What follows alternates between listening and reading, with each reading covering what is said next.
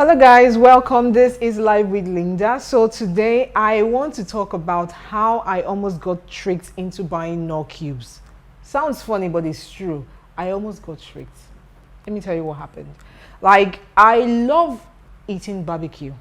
Barbecue chicken, barbecue fish, steak, you name it. I'm a sucker for it. So I buy it almost every day. Sometimes I wake up in the middle of the night craving it, but at that time, usually there is nowhere to go get it, right? So one day I had to sit myself down and I told myself, wait, can't you make this barbecue yourself?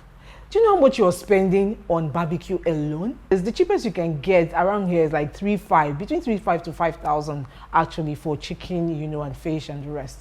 So, and the fish is how much, Seth? Is it not just 1.5? So I told myself, you know what? I'm going to start cooking. I'm going to start making this barbecue by myself. I went on Google and started browsing how to make barbecue. I saw a couple of pages. Then I saw this very nice page by this lady. I've forgotten her name now, but I loved the brand. I loved the way she presented the food, so I was drawn in. And then I started browsing, and towards the end, she listed all the ingredients that she used in making her barbecue. I was like, this is it. I just carried my phone. And then I went to the supermarket. Like that, so I was just on the aisle. Okay, I need this. Okay, that is it. I need this. That's how I started picking all the items and adding them to my basket. So I got to the end. I saw Knorr cube. That was the last thing on the list, Knorr cubes. And I picked it up. Oh, Knorr cube. Okay, and I added it. But on my way to go and pay, I started asking myself, I don't understand. Why am I buying Knorr cube? I have Maggi at home. Is it not the same thing they do? I started questioning myself. Is it that the Knorr cube taste is the Knorr cube going to add a different taste to the barbecue that will make it sweet or something?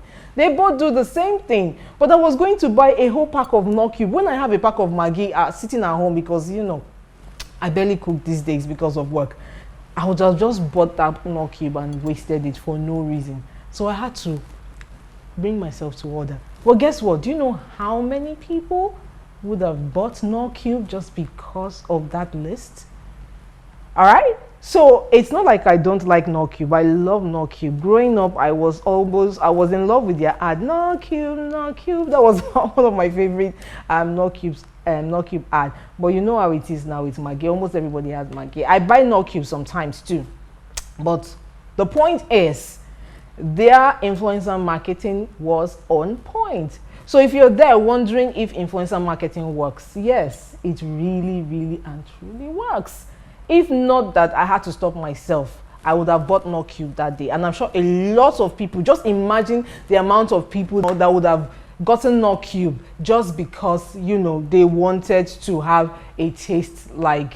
Now, do you want it because their influencer told them so? Let me just put it that way. So yes, the trick of using influencers is knowing who to use. An influencer is supposed to be somebody who is authoritative in their field, somebody who can actually exert influence, a go-to source for information in their field. Those are the real influencers, the ones that can tell you do this and you will do it. Most of the time they test products and brands and then they relay their experiences like testimonials and reviews, and people get to see it and then they key into it, and before you know it, they try it too.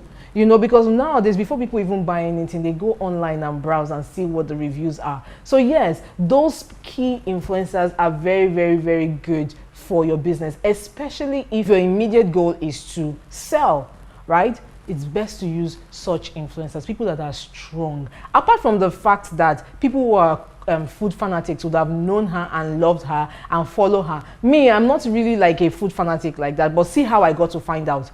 Do you understand? So most people that are following her would have already been exposed to it. And I like the way they did it. It wasn't as if they were advertising, no. She just put it as part of her ingredients. Very, very subtle, right? But it was strong.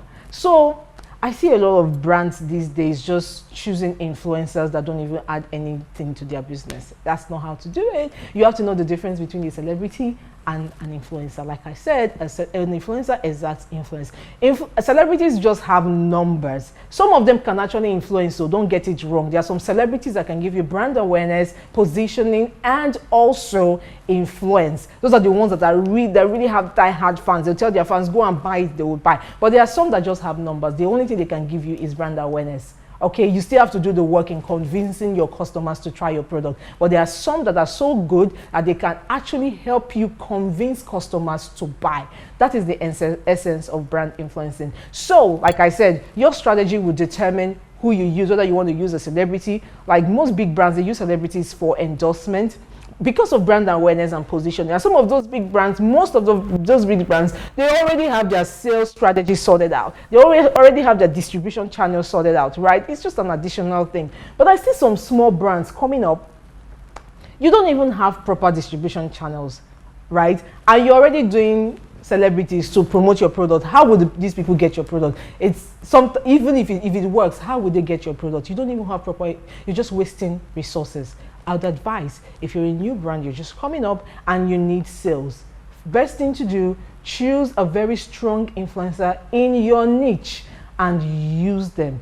You have to first of all do your investigation. Like I said, not all influencers that claim to be influencers can actually exact influence. So I just wanted to share this to you today so that you can understand that influencing works. I almost got tricked into buying Knorr when I don't need it. It's not like I don't buy Knorr. I buy Knorr. Like I said, I love Knorr. I use Maggi too, but I also use Knorr Cube. Well, I hope you're able to learn a thing or two from this. This is for people who want to be influencers so that they can learn really how to influence people and how to do subtle marketing, because I hate it when people just put things in your face. It doesn't work like that anymore. You have to know how to do subtle marketing, effective marketing, right? And if you're an influencer, you also have to understand, right, that you have to be strong in your niche. You have to be able to influence people. You have to be convincing. It's not about having just numbers. Okay, all right. And if you're a brand, I've already spoken to brand. I think I've talked enough about that, right? I had fun today. I hope you did. If you're not following me on Instagram, please do so right now. It's at Live with Linda. And if you've not subscribed to my channel, hit that button right now, because I have lots of more interesting videos coming up. And if you have any questions or any comments, leave them in the comment section below. Okay, thank you very much. My name is Linda. I'll see you next time. Bye.